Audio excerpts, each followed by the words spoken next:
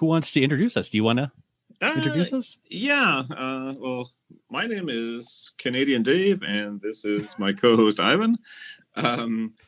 Or the other way around. There might have been some reassignment of duties. I write all the games. Yes, and I am good at painting, so and we're gonna basically kick this thing off. The Bad Internet Friends. We're just gonna kind of chat about tabletop gaming with a focus on minis stuff mostly, and kind of what comes to mind. So we have a topic we're gonna talk about today. We're gonna shoot the breeze a little bit, and we're also gonna, I guess, sort of kick off with just like the super brief introduction of who we actually are. So do you want to introduce yourself to your own stream who already knows who you are?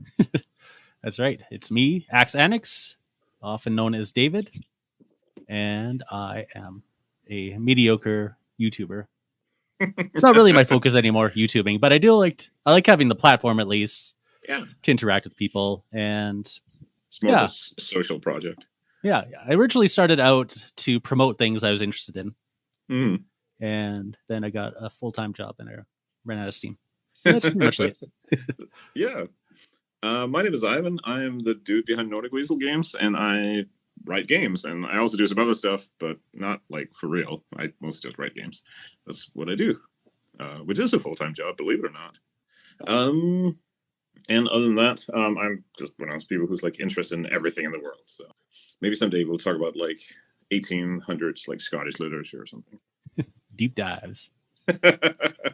We'll put that on as like one of those. Yeah, you know how people will get like they have videos they listen to when they go to bed. We'll have that going. It'll just be me reading like Sir Walter Scott novels to people and just snoring while listening to the story about this particular tree. Sounds perfect for Noised. Shout out to him. Hey, he couldn't be here, so we're going to shout him out. So throughout the whole show, we're just going to pretend he's in the comments and just spamming all the goodies. That's right.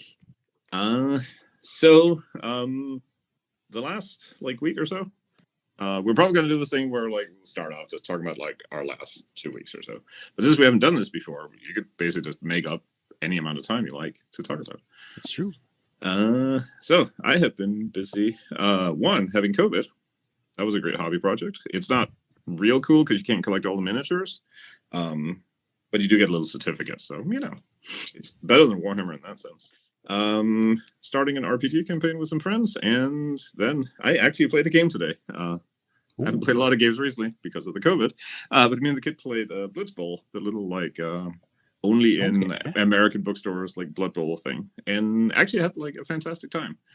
We enjoyed the game so much. It did make me hanker to play like real Blood Bowl, but it's kind of like its own. It feels like similar, but like pretty distinct. We just had like a really good time with it. I lost, but only by like a little. It was one of those like literal like last move, last dice roll kind of things. Nice. So yeah, it was good. And then can I show crap off I bought on stream? I can't, right? No, you can definitely. So I got since I do play Hex War Games France 40, which I might have. Your camera is reversed, so everything you show will be backwards. Oh, okay. Well, so you can fix that if you want to in your settings. Okay. I'm too stupid to do that right now. Some of the time. So okay. So but yeah. So it's France 40 from GMT. I guess it's like a reprint of an old game, which me and the kid were excited about playing soon. It's kind of on the easier side. Okay. So, but yeah, so the last like 2 weeks, other than like one RPG session, I played one game of Blitz Bowl, but it was so good. So I will count that as like, in my mind, we actually played like 200 times. That's how good it was. That's how much effort it took. That is also true. Actually, they're all push fit, but like all the figures have like little spikes on them because they're Blood Bowl players. So they are actually kind of uncomfortable to build. And there was like one of the Skaven that don't fit together for nothing. But it's like maybe it would be okay if you weren't like impaling your fingers, like pushing them together.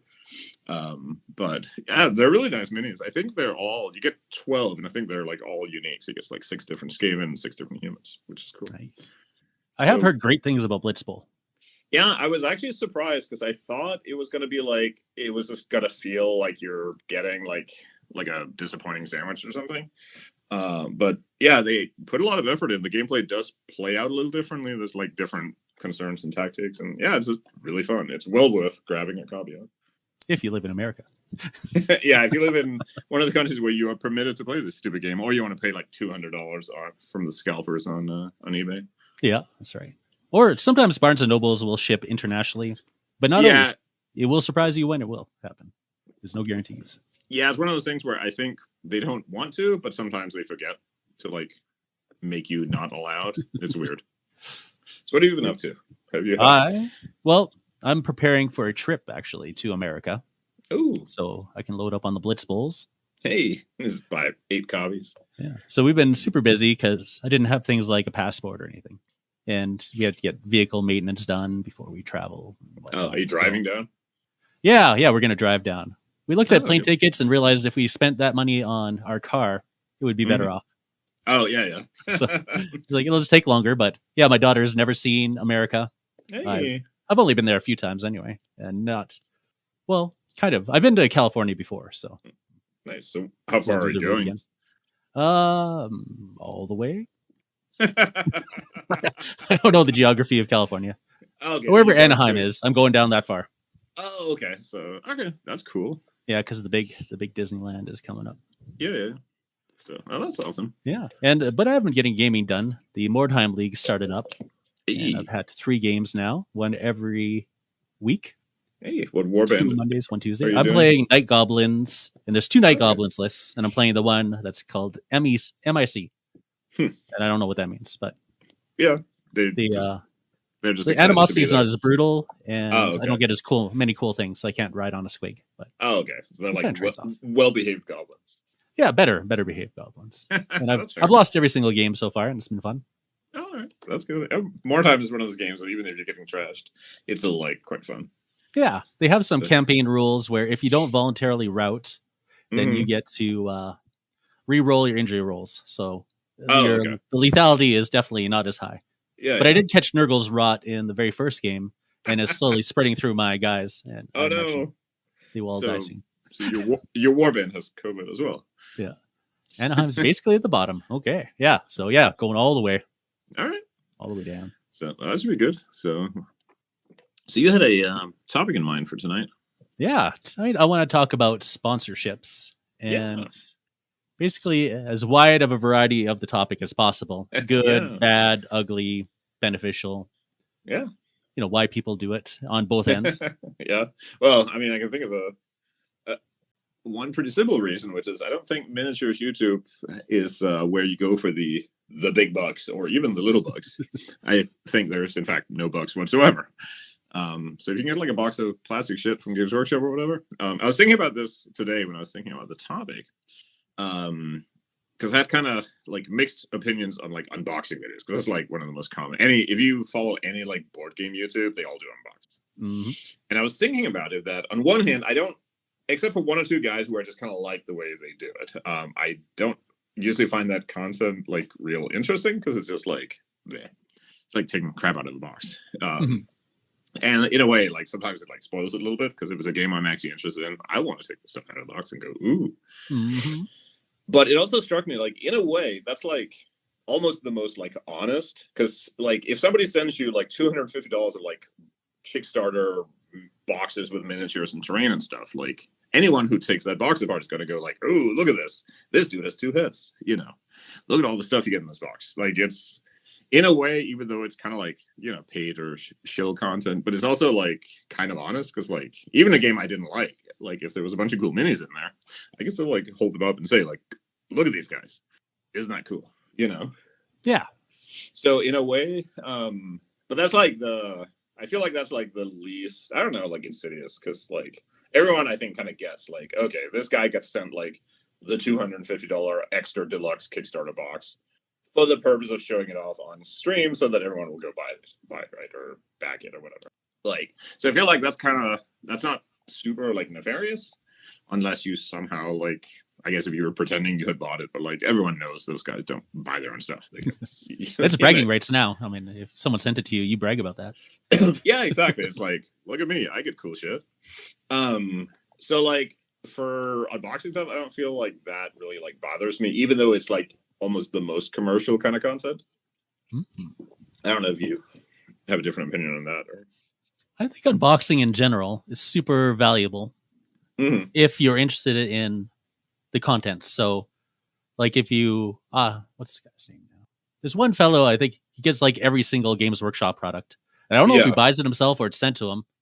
I don't think he's ever actually said, but he always goes through the whole sprue, what you can build, what it looks like when you're built, and then all the bits you get are left over. And that's so good. I think you get that with some of the like tank model guys and stuff like that too. But they'll like zoom in on the sprues and they'll show you like that. I think is like pretty helpful, just to give you an idea of like what you're dealing with, and especially like for stuff where there's a heavier modeling aspect of it, you know.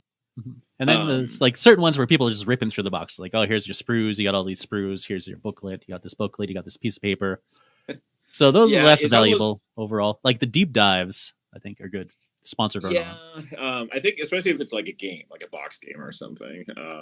A lot of times they're just like not very useful because you will learn like nothing whatsoever. You know, like the dude holds up the rule book and kind of pages through it. Like it's got a bunch of stuff. Stops on like 2 random pages. That doesn't really like help anything if you want to know like what the game is like, and you know. Yeah, exactly.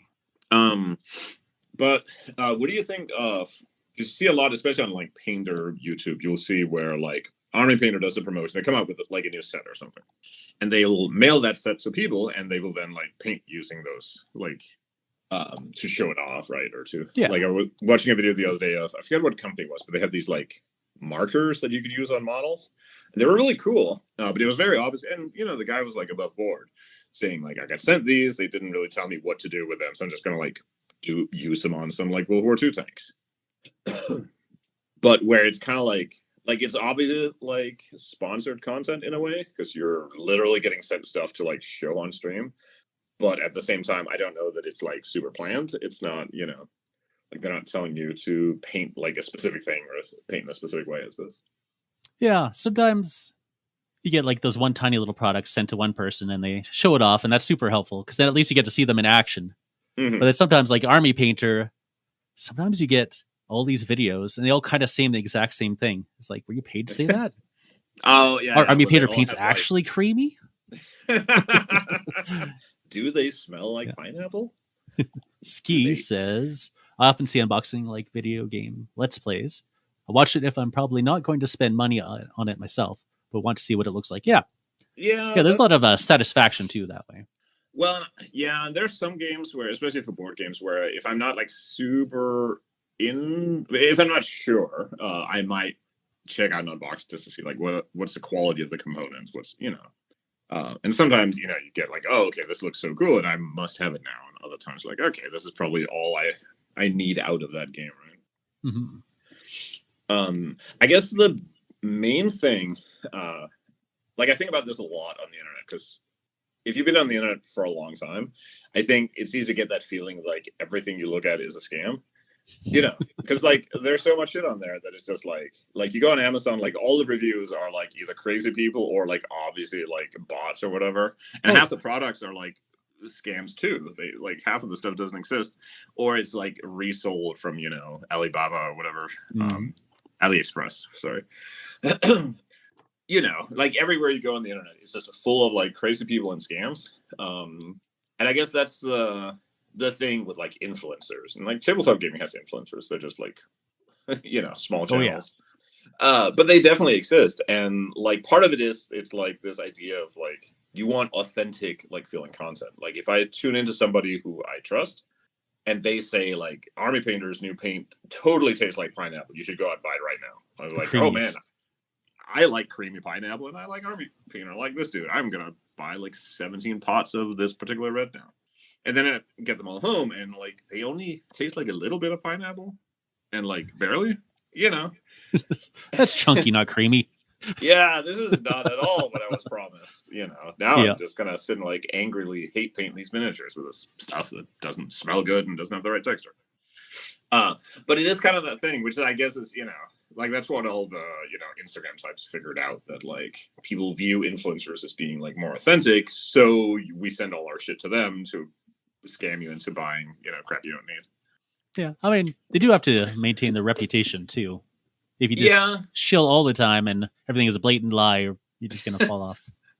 fall off the Yeah, leaves. or at some point people start realizing that, there's a podcast I listen to where the guy does like the bravest effort I've ever heard, advertising the stuff he gets paid for. Oh yes. But like one of them is just like mushroom coffee, and you can tell that the dude like has never drank this in his life. But he's doing this like whole spiel about how like, because it's supposed to be like about productivity and like being effective when you're working. So he does this whole thing about how like the ritual of making coffee can be an important part to like signaling it's time to start working for the day. It's like, come on, dude.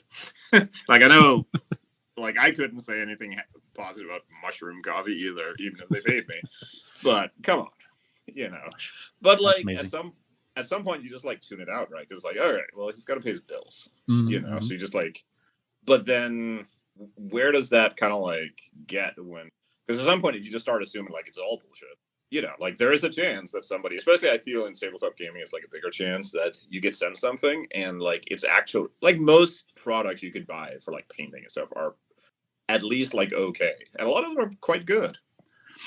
So, you know, if Army Painter is sending you like a box of stuff to try out and it's legit like pretty good, but you probably wouldn't have like bought it yourself, you know what I mean? Yeah. Like, do you like jazz it up just a little extra because like it's free shit, and you know, like that's kind of like how the game works? Or do you say like, well, you know, these are pretty okay, but I would just as soon has used like Vallejo for the same thing or whatever, you know, like they're just paints. What can I say? Right, like they just go on the minis. Like, look here. Now he's. You definitely hear that sometimes too from the reviewers. Yeah, which sometimes can be like, because sometimes you know you are just after, like basic stuff. Like I buy Army Painter. If Army Painter is watching the stream, I will totally shill for you. But I buy them just because they were like, I wanted to try a different brand, and then they were okay. Like I'm not anywhere near a good enough painter to know, like, you know, fine quality when it comes to minis paints, but they were okay. They got the minis painted. Yeah, like I put the brush in the paint and then I put it on the mini and it stuck, and I was led to believe that's how it works. Did you get the new creamy ones or the old ones? Well, so supposedly this was like right after, because there was like the original ones where everyone complained that they separated, but mine never did. Oh, okay. Because I bought a bunch of just random ones. Then I bought like a couple of their like sets they had, and those were like really good too. So I don't know if mine were just like the secret batch that was never bad, or if people like like, did you have any that like were real bad? I've never used Army Painter. Oh, okay. So you're like the pure. It's actually harder to get here than in Vallejo or Games Workshop or even Reaper. I saw for a while more than I saw Army Painter for some reason. Now you'll find a lot more, but at the time, yeah. I have enough paints. I don't really need. Yeah. If people are sending me more, I'm still. No, I don't know. I don't want more paints. That's fair. No, because a bunch of my Games Workshop ones had just like dried out and died, so I was mad and I didn't like. I don't hate Games Workshop stuff, and it's still some of their paints I buy, but like, yeah. So I had to replace like almost all of it, and I was like, okay. I always kind of wanted, because my stuff was always just a grab bag of random crap. Reaper, like what was the old like P3 and Games Workshop, just all kinds of shit. So I basically wanted to just like have almost all of it be from one company, and then because I do historicals, you need like 12 shades of brown and gray, some Vallejo on the side. So, but yeah, it's like almost all Army Painter and Vallejo. But like, yeah, like if I just bought like all Vallejo, I would probably have been like just as happy, because those are also like really okay. Yeah, they're perfectly good paints. Skis says, I hardly ever see a fancy miniature paint that was worth the price. I mostly stick to 50-cent apple barrel paints from Walmart. And I was gonna say he's like the paint anarchist. I remember from like way back. My only issue is that I hate like mixing colors, and that's probably just because I'm dumb and lazy. But the thought of having to like mix up stuff to get like, if there is a dude selling me for $200 or whatever, like a little bottle of paint costs nowadays, in like the right shade of purple, so I will never have to mix it again, I will just like pay that. But if you don't mind like mixing stuff, then you can totally. I mean, it's just acrylic paint, right? Like you don't exactly go to like any craft store and stuff. I have sometimes bought for like black or whatever, just like a big thing of it at the craft store. I still use some craft paints too, mostly miniature paints because it's easier. Yeah, there's always all the stuff about that they're supposed to be like perfectly formulated or something, but I don't know if that's like a real thing or they made that up. I think it's a little A, little B for sure. Yeah. I was actually thinking about this like a few days ago because the guy from Me, Myself, and Die, he had a Kickstarter for his new role playing game, and I had kind of been watching the Kickstarter when he had first talked about it because I kind of like I know the sort of games he's in, so I was like, oh, okay, that could be cool. And then he emailed me and asked like, hey, do you want to like take a look at it, and maybe if you think it's cool, we could like put a thing on, the Kickstarter page. And I was like, yeah, that would be awesome. Like I've never. You don't get that much like fame and fortune as a game writer. So I was like, yes. And then I got like an early version of it, and it was really cool because I was kind of having that feeling after I talked to him. I was like, well, what if it's shit? Like, what if this game is just like the worst fucking thing? And now I have to come up with some diplomatic thing like, well, this is the best depiction of goblin anorexia I've ever seen in a game, like put that on Kickstarter. But then it turned out it was actually like really cool. I was like, all right, this is like legit a game I would have paid money for. Nice. So, but it was kind of weird to see because then I checked the Kickstarter when it went live, and it was like in a little box, like Ivan Zoran stuff, blah blah blah. So, says this game fucking rules or whatever. Ooh, I was trying to be like, anorexia ever. I know, right? Like finally something for my demographic, people who like skinny goblins.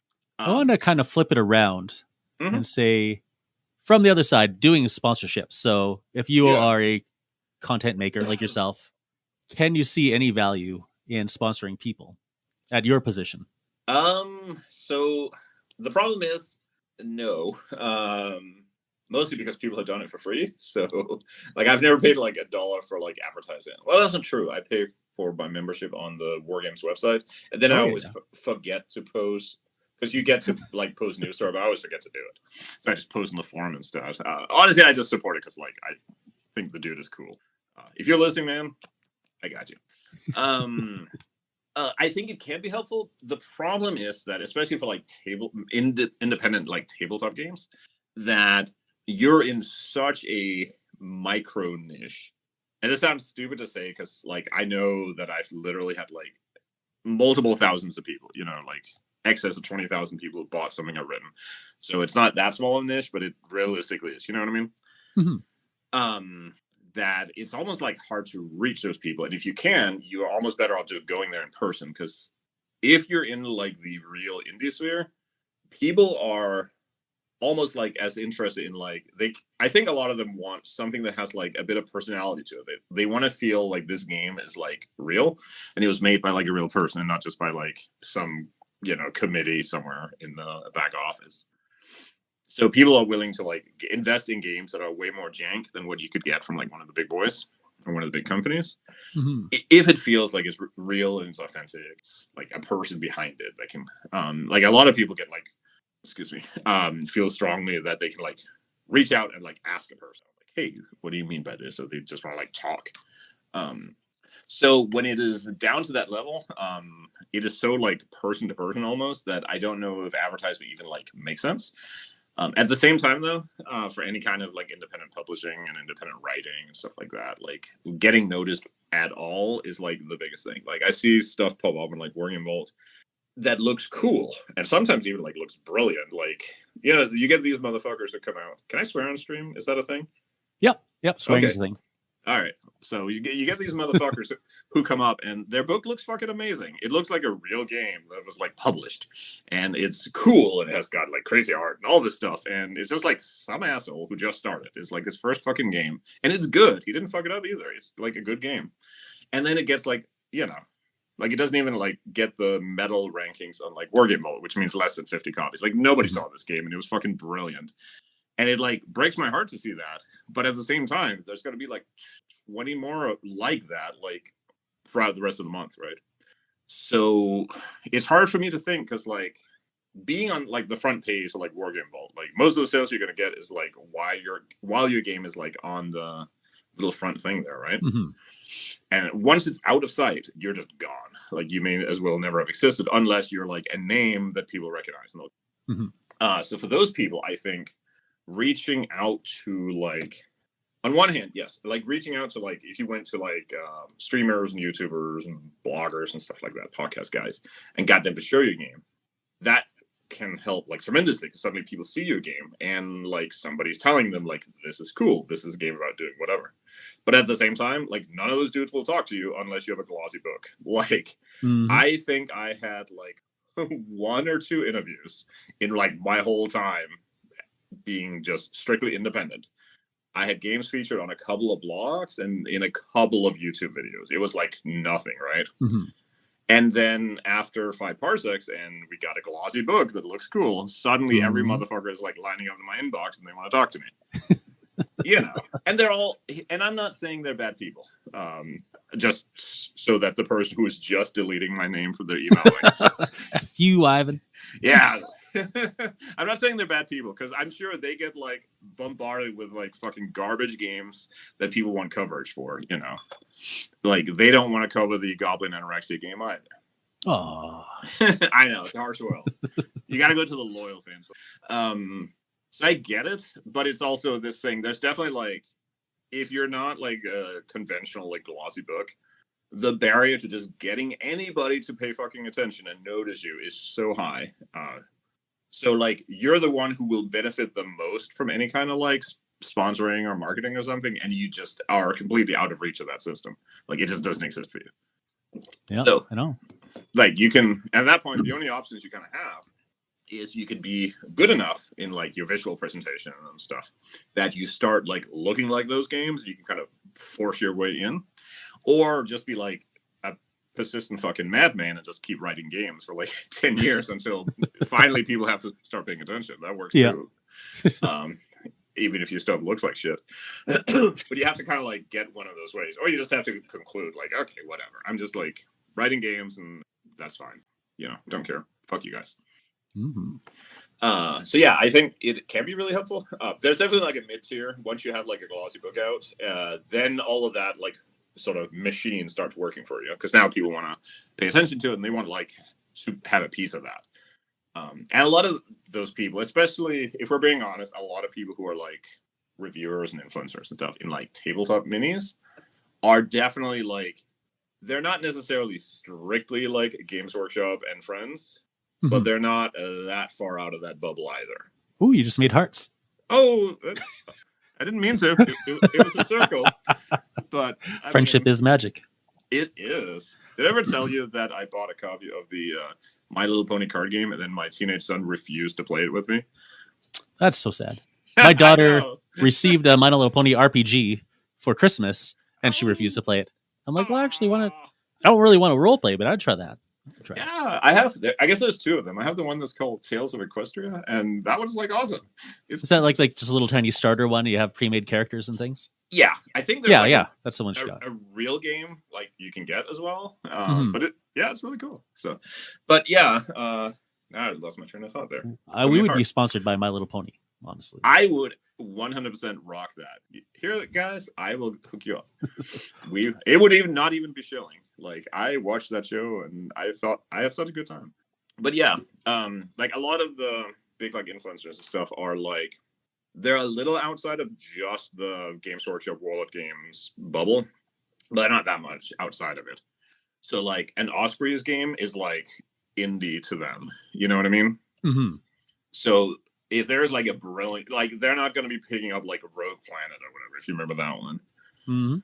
Or anything like that. They're not gonna go pick up like No End in Sight or something. You're gonna get like, you know, some gnarly dude on a blog who plays, you know, Cold War games. And there was one dude who did a comparison of like 20 different games and picked No End in Sight is like the best one. And it was really cool because like I knew that dude, he has like 12 readers. So this didn't get me any sales. But that dude was like into it. He got it. That was a game that was written for him and he understood it, you know? So there's definitely a like, and I realize this is going to all sound kind of shitty because it sounds like I'm bitching about the people who like, you know what I mean? Like, well, they didn't give me the time of day when my game looked like shit. And now they, you know, like there were perfectly good reasons for that. But that's just how it works. Like those people have audiences in the hundreds of thousands, right? Like if you're a mid-range YouTuber, like I don't know how many like the paint guys get, but some of those dudes have like a lot of people watch. Oh yeah. Yeah, like when Snarling Badger Studios releases a game, a brand new game, they have an instant audience that they can spam to, because one's a famous painter, the other's Uncle Adam, and almost no one doesn't know Uncle Adam. And they got friends, and those friends will also talk about it, and those friends are also 500,000 plus. So they can really gain a lot of momentum right away. So they stay on the Wargame Vault. In a way, they can sponsor themselves. So that's pretty right. And you get that sort of recurring, because once you start showing up as like the bestseller for like a time, people start seeing like there's nothing. What's the old thing? Like nothing succeeds like success, right?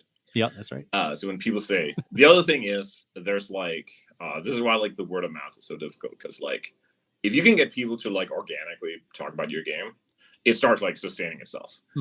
But you can't do that unless you get people to read it. And like the barrier from like get a dude to buy the game, to get them to read the book they just paid for, to get them to put some minis on the table, and then like each of those you lose a bunch of people. Yeah. So if you sell 100 copies, like your maximum player base might be like 20 guys.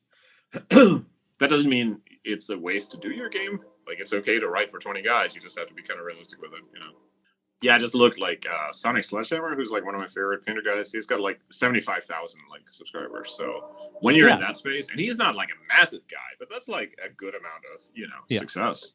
People have heard of him. Not everyone, but people have. Yeah, exactly. So when you're in that, like that's like a scale of audience that's like much bigger. Like when I just want to shout out 5 Gallops from Equestria. Keep it in mind. Sponsorships. Yeah, see, it writes itself. Final Nordic Weasel mashup of the lifetime. Absolutely. And I would unbox those minis and like make them make little sounds and stuff. Like so live playthroughs. Yeah, exactly.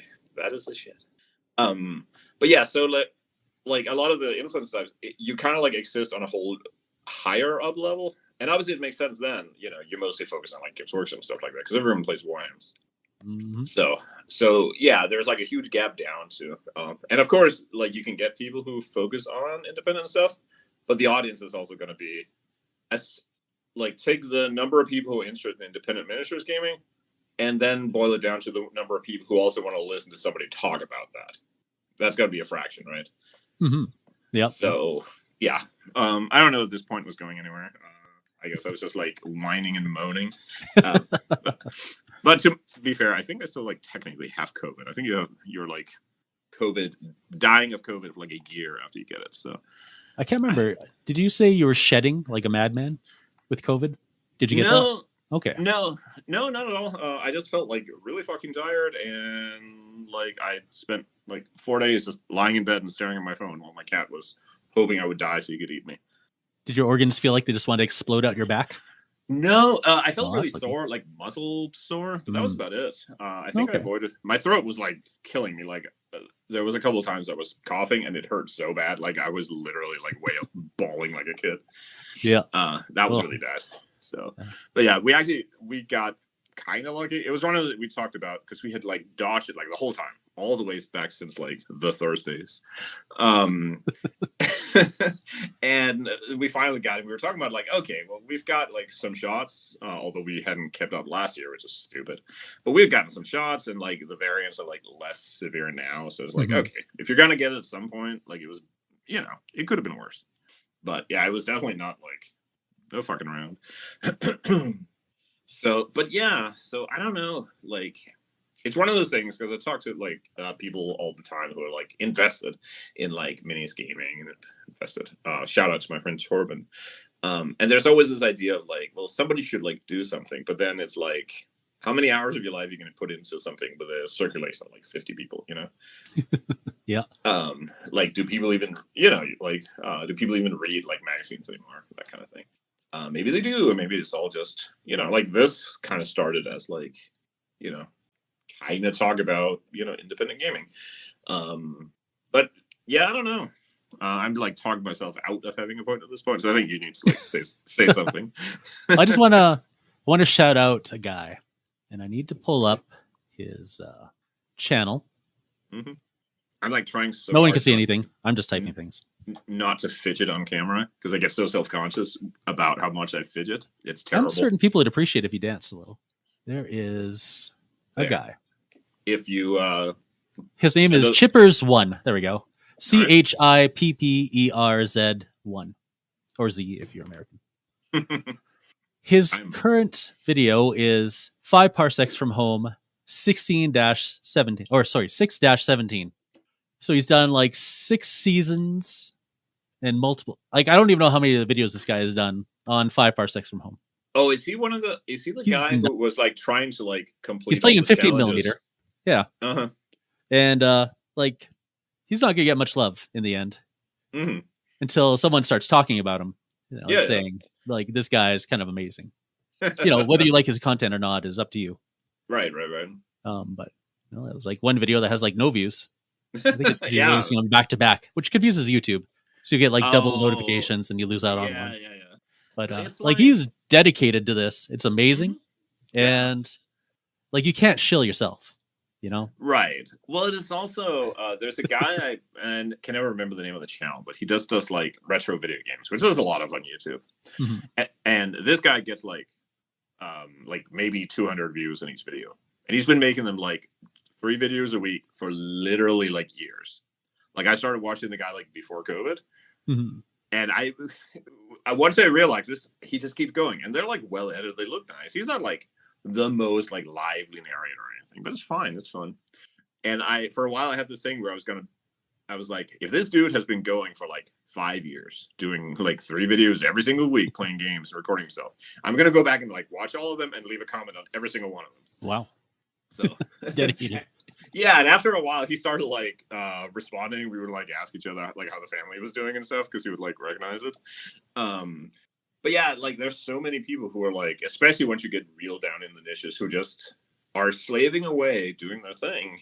And it just kind of doesn't get noticed. But like, I guess, if you have 50 followers, you have 50 people who want to see what you're doing. Like, that's still kind of amazing. You know what I mean? It's true. Yeah. If you get a dedicated audience, it's nice. So yeah, I mean, and like once you're in those like super minor leagues, like you can do, like, you're just doing what you want to do. Right. Yeah. So I think that's really cool. It's also sometimes, especially with some of the big like painting and hobby channels, there's this feeling of like, there's always this wonder of like, how like real is this, or how like authentic is this? Mm-hmm. Like, is this person like that nice? You know what I mean? Or like that upbeat? Are they like jazzing up for the camera? Or whereas if it's some weirdo with 17 subscribers, that's probably the authentic person you're getting, because nobody is putting on that much of a show for like 17 people. So with this guy Chippers1, mm-hmm. I have a hypothetical situation. Let's say one of those guys that you're talking about on War Game Vault, they make the beautiful mm-hmm. book. It looks professional. No one ever looks at it. No one's ever bought it. Mm-hmm. It just goes to the wayside and dies. Would they get any kind of value out of sponsoring a guy like Chippers1, who can dedicate themselves to producing like mass amounts of content, even though he doesn't get much views? Yeah. If for some reason anyone ever searched for their game, mm-hmm. let's call it 5 Gallops from Equestria, and they see there's one guy named Chippers1 and he created like 50 videos on this game. Is that enough to make a person look at it? That's a good question. I think having anything, it's like like if you have anything out there at all, that already goes like a huge way, because a lot of people will go on YouTube to look for stuff about a game, which is always funny when like I get that when I've like literally just released something and someone will ask if there's a YouTube video, and like, well, no, because I just clicked the upload button like 17 minutes ago. Yeah. So yes, that would absolutely help. Having a lot of content from one guy, at that point, like that's like where it switches to like, after a point that like helps that guy more than it helps you, which isn't a bad thing, obviously. Like, it's symbiotic. But I think, yeah, like having it at all exist at all, and like each person who like touches on it, because you get like different audiences, right? Because if you find like 5 of these guys all have like 200 subscribers, there's a fair chance they don't have the same 200 guys. So if all of those Mhm. dudes are putting out a video about a game they really like, or even a game they just thought was okay, that can give you a huge amount of reach, because some of those people are going to link that video to another friend of theirs, or it's going to show up on Board Game Geek, somebody links to it or stuff like that.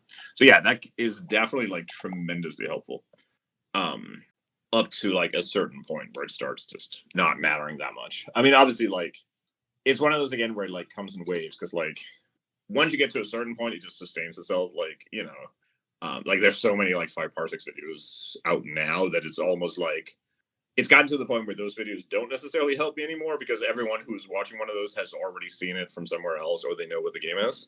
Yeah. But all the way up to there, like, yeah, having people do like the reviews and the like page throughs and just like playing the game, that's almost people who like look authentic, especially if it's a person who like has played games before on their stream. So like, that this is something they do. You kind of know what their vibe and their style is, like what games have they played before. It's probably hard. I would almost say that's like the best like advertisement you can get, because it's forever. Like as long as that dude doesn't like delete his channel or something. Don't do it. Never delete your channel. I know. No delete. I don't even like delete things when I post anymore. Just go with it. Yep. No cowardice. For all time. Yeah, it was kind of cool. Just watching things kind of build off each other. Like the little guys will start getting the notice of bigger guys, because sometimes the bigger guys know 1 or 2 little guys because they like come onto their streams and stuff. And then, or some of those traction dudes that are way. like, they're like friends on a forum or something. Or like, it's like this web effect. But it's also kind of symbiotic, because at the same time, like, you're also like helping them, because you're giving them stuff they can talk about, right? Yeah, exactly. So I think it's very like, it's mutually like beneficial. Obviously, it can also be like, I've been on a couple of streams where it's just like an interview. You're kind of like being the content for them, but at the same time, it gets to promote yourself and your idea. Ivan, tell us about the cows of Denmark. Well, many of them are quite large, but not all of them. I was very surprised. There I was, and it wasn't as big as I thought. No, the one that I was so relieved. The last one I did with what's his name, Ash, because he's like really sharp at like asking questions, because everyone always wants to have the how did you like start on miniatures gaming kind of thing. Which is fine, but like, I don't know that that's like super interesting, and I don't really care about it when it's like I'm reading about like some other designer or stuff. So it's just a relief that he didn't want to ask that question. I started wondering if I should like change the story each time. So like, if people went back through the interviews, they would like be able to follow the trail of like how it had wandered. Yeah. But yeah, so I guess, like all of that like internet stuff can be like tremendously helpful. Like I said before, it's just difficult to access sometimes, because if you're a nobody, then you're not really like helping that dude out, because you're just a nobody, unless he really believes in the game, which could be the case. So, and it's also, so there's a second part here, and I'm like getting self-conscious that I'm talking a lot tonight, but I've also like talked myself hot, so this is what happens. Listen, you had the kickstart. Is that what it's called? Yeah. And now you just got to go with it till you burn out. Yeah. Well, I also ate like 2 bags of gummy worms, because I was like so fired up of like just pigging out and like having some good shit after being sick. I understand. I don't think I should have done that. But when it's internet stuff, and I'm gonna try and like phrase this carefully, because I don't want a bunch of people like arguing, fighting in the comments. But actually, I do. That's gold right there. Fire. Well, here is what I think about the current situation in blah blah blah. It just cuts to static. That's right. A lot of influencer types will jump on like, I'm just gonna call it industry drama. Somebody said something and now everyone is mad, or something happened and everyone has to have an opinion on it. And some of it is like stupid fucking like political stuff, like cultural stuff, and some of it is like stuff that doesn't even matter. And maybe it does matter. I don't goddamn know. But it's like, it matters to like all the people who are angry. They seem very excited. They seem like they're having a great time. And it's very easy to like, because that's like the easiest content. Literally all you have to do is like click on, go to TMP. Don't go to TMP.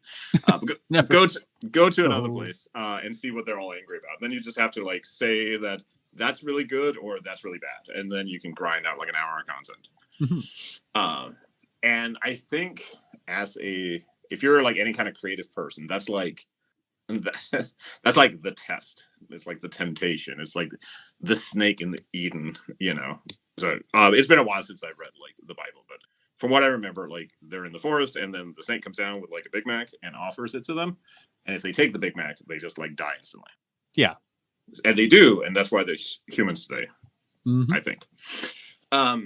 So it's so easy to like take that Big Mac as just free content.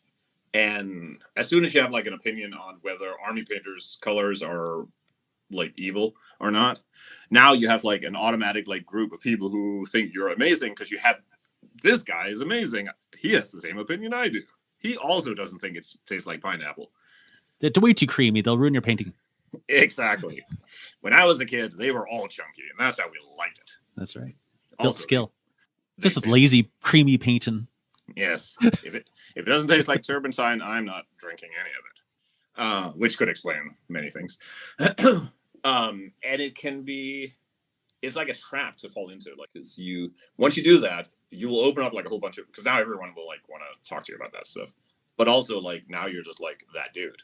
Like, and suddenly you get this a lot with like video game YouTubers where they get like, there's this thing called audience capture, which is like, I think it came originally from like Minecraft streamers or something. It was basically like, you got these dudes who like would stream Minecraft.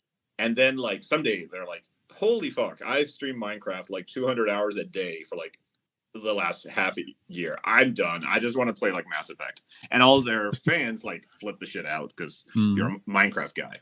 And the same thing happens for a bunch of the stuff. They're like, okay, well, now that I have a hard opinion on Army Painter, now I'm like the paint. So suddenly you become like the paint critic, and you're like screaming at the camera about like which other paints aren't sufficiently chunky either, And He's paid by Vallejo to say that. I know. Suddenly, like you're a paid fucking shill with your channel with like 19 subscribers. Yep, that's right. So it's easy to like fall into that, and I think as any kind of content creator, like I'm usually like pretty guarded online, both because I hate the internet and I sort of hope that like Saddam Hussein bans it when he becomes president. But also, I don't know, man. Like, I just can't do it anymore. Like, I'm so sick of it.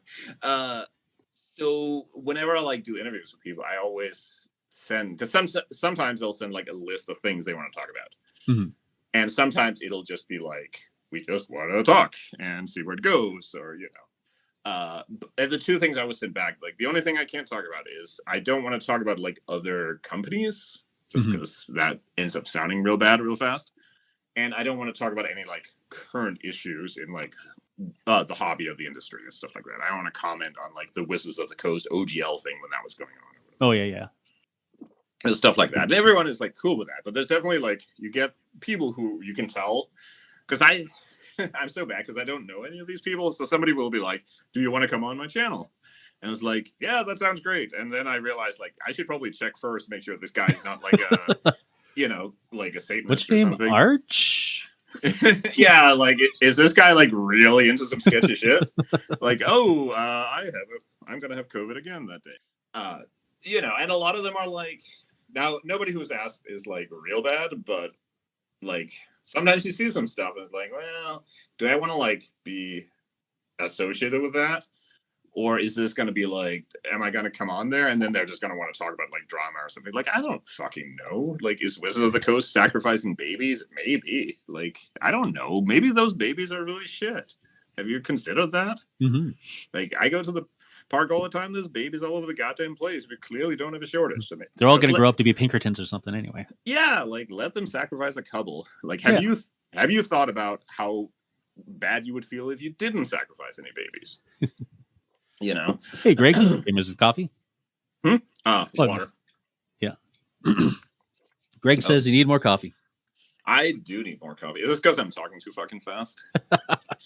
You definitely, picking up the pace. Yeah. There's something I wanted to say, and I forgot. Yeah, I talk myself fast. This is why the controversial shit always has to go at the end of these episodes. That's right. I could go like a fucking 1,000 words. I'll say hello to Chris O'Haver.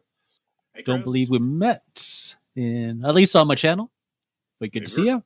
maybe we're Anyone getting could say anything. Ask Ivan anything. Ask me anything. Yeah, ask away. This is the end of the show. This is, the credits have already rolled. Yeah, No one's watching anyway. Yeah, this is like the one dude who fell asleep in the theater. So now he's the only one who gets to see that, like, you're actually the villain in like a rubber mask. Something to do with sponsorships. You were talking about the content creators how it's totally cool to sell out. Yeah, no, it wasn't that. Oh, okay. I just wanted to be like a little more advertiser friendly, just to lay out our odds. It's Torben. Look at that. Hey, Torben.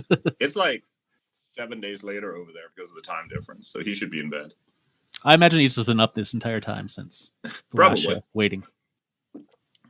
That is a true fan. Oh, sponsoring yourself. Can you sponsor yourself? I mean, you can shill for yourself. Yeah. I think there's that wasn't it. No. I mean, I think self-promotion is like one of those. Everyone understands you have to do some of it. Yeah. But everyone also understands that there's like a real fine line before you're an asshole.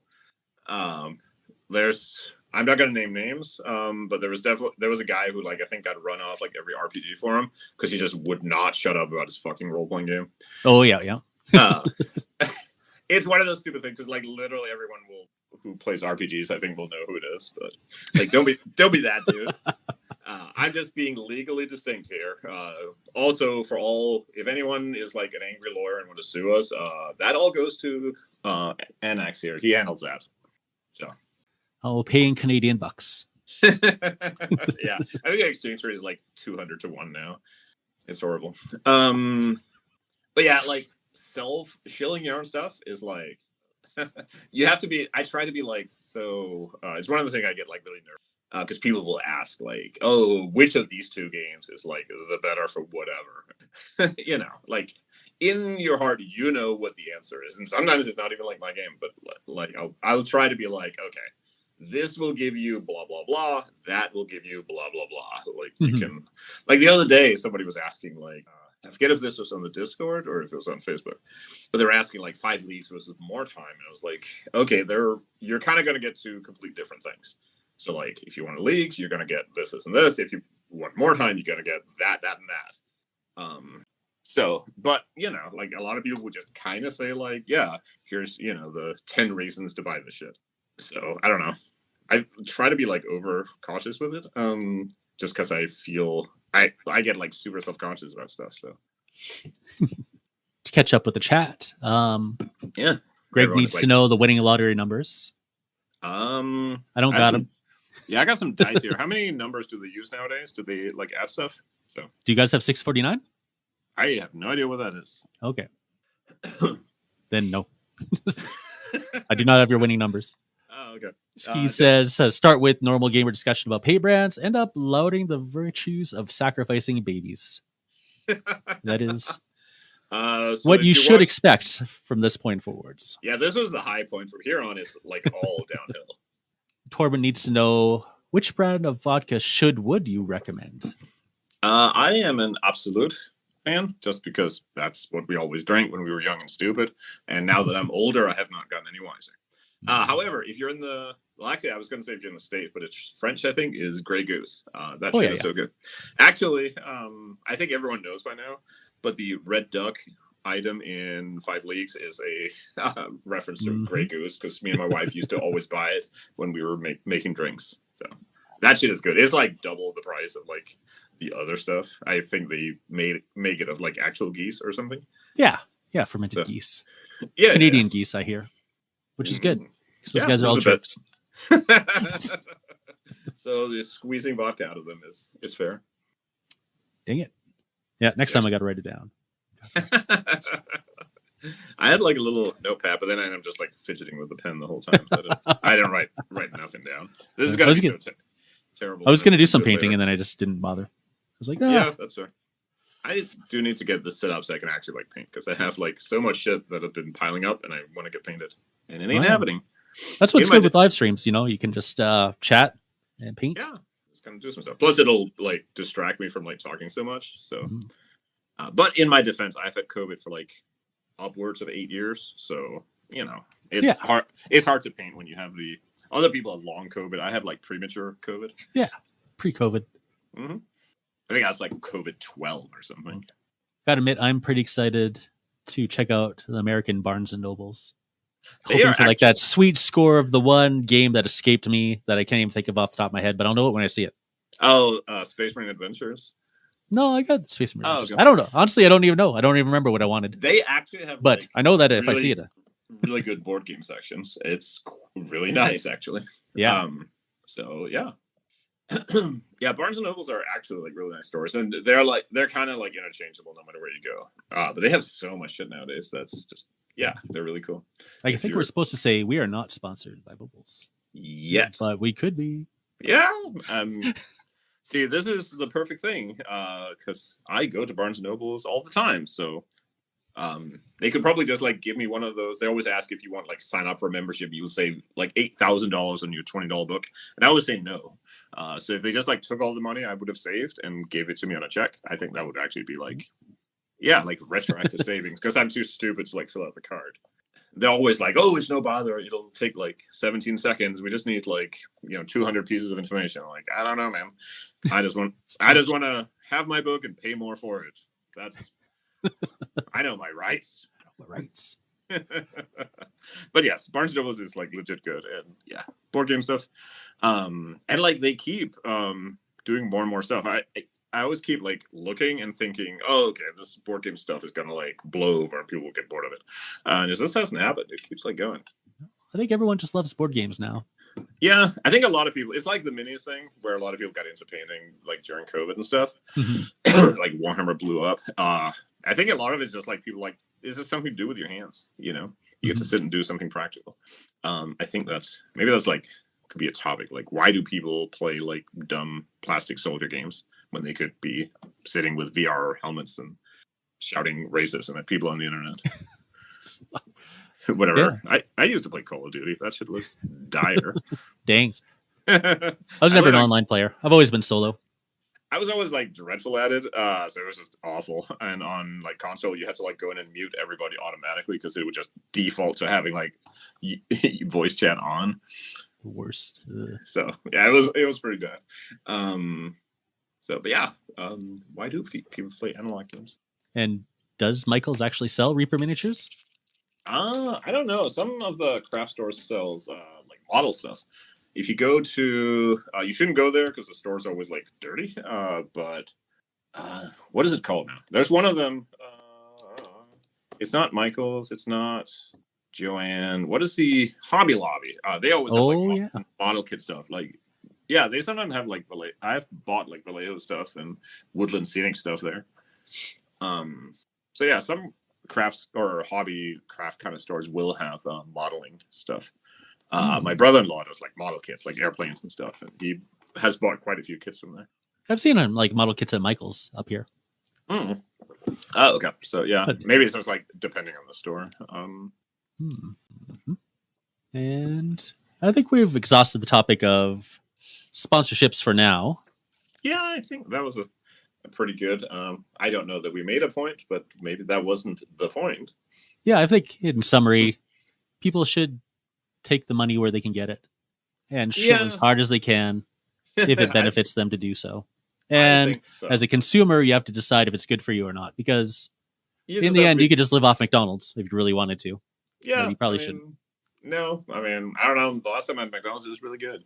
Yeah, I think you just have to be kind of realistic. Like, everyone understands how the game works, right? So you just have to kind of know like what's going on. I do think it's a little less. Some people don't. I don't think they realize. No, that's possible too. Like you see some stuff online. But I also think in the tabletop gaming space, it's like not as bad as it is in a lot of others. Like if I'm watching like tech YouTube, that always feels like real chilly. Oh yeah.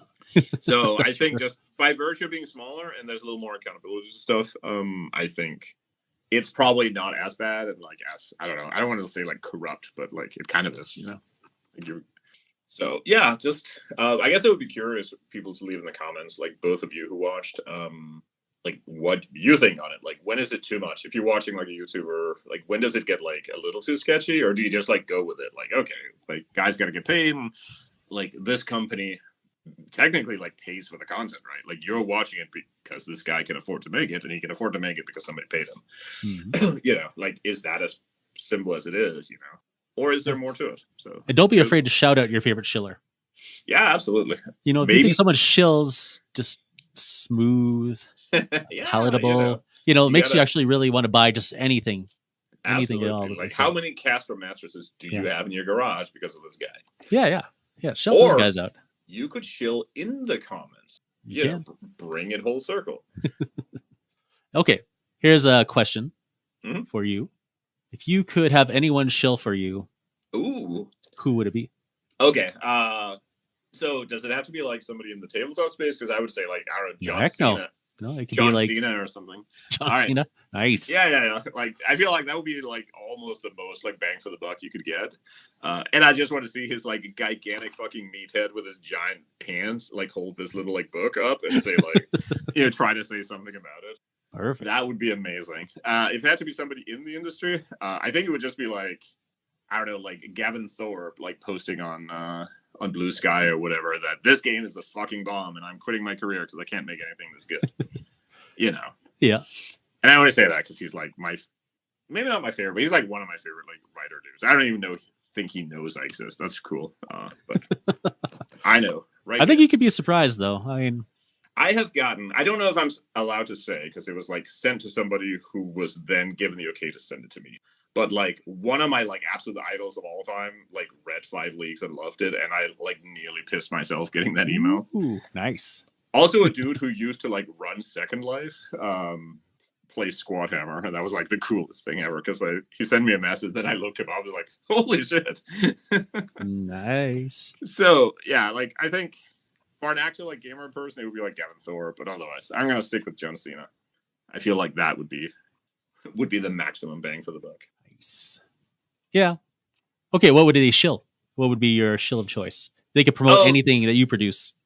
Oh, okay. Well, in that case, I would probably just say, well, it would have to be something I sell like directly. So I guess Renegade Scout or something. Which is like so weird that they wouldn't.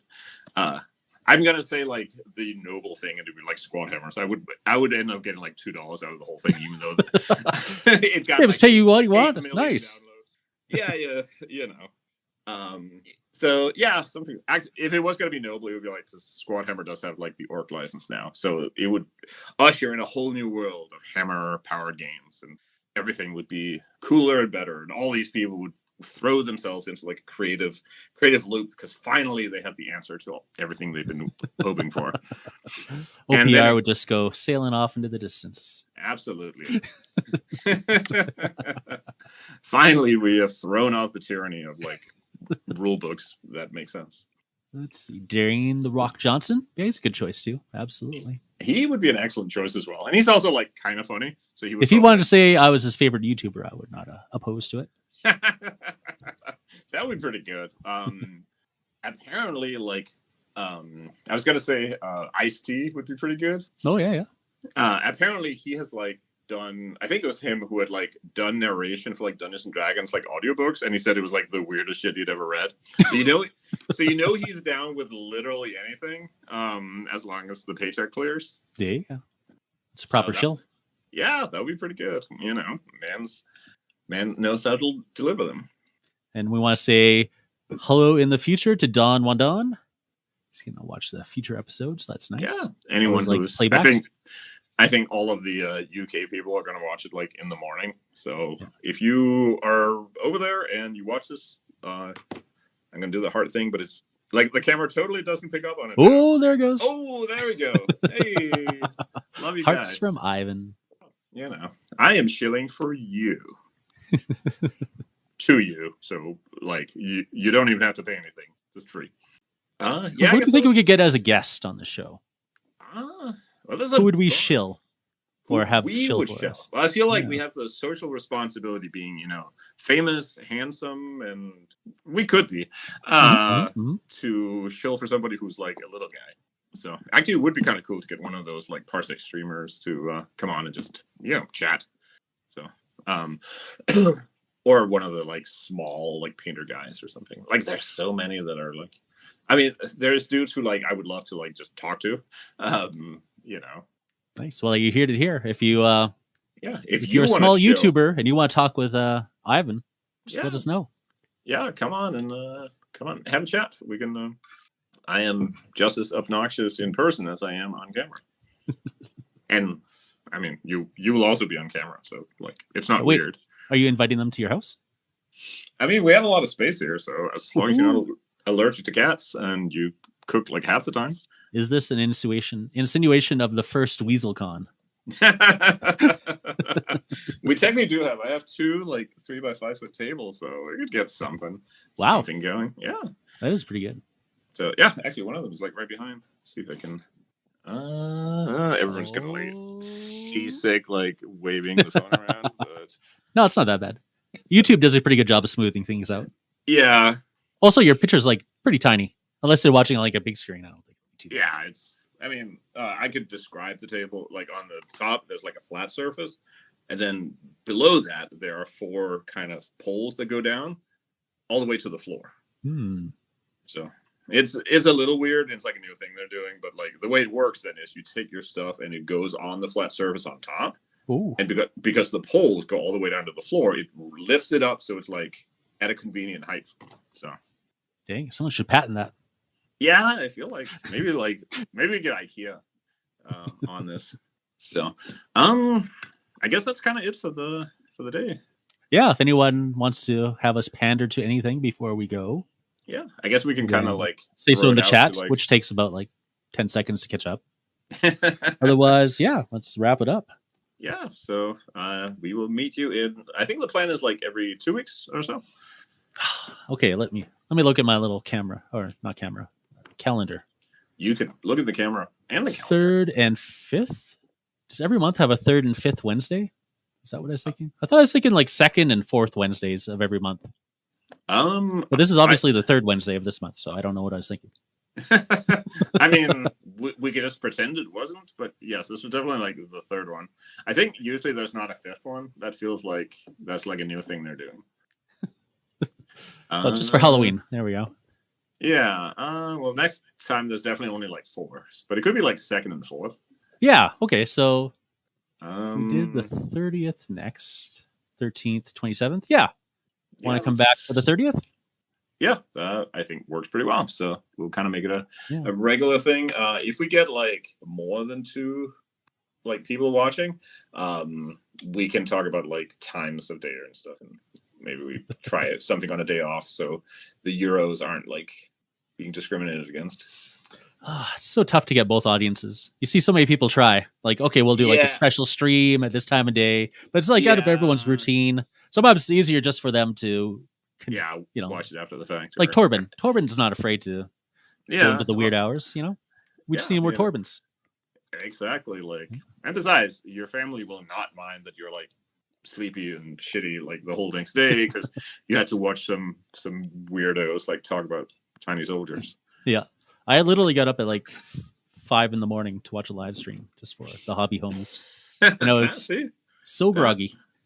But I did it. I did it for them.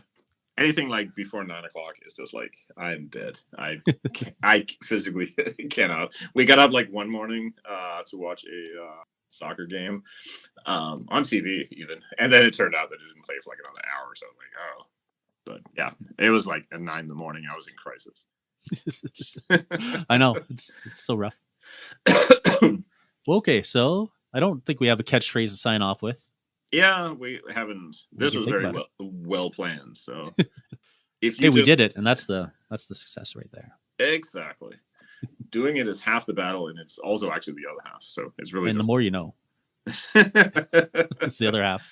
So I hope everyone who did sit through this madness got something useful out of it and had fun. And we will catch you in 2 weeks-ish.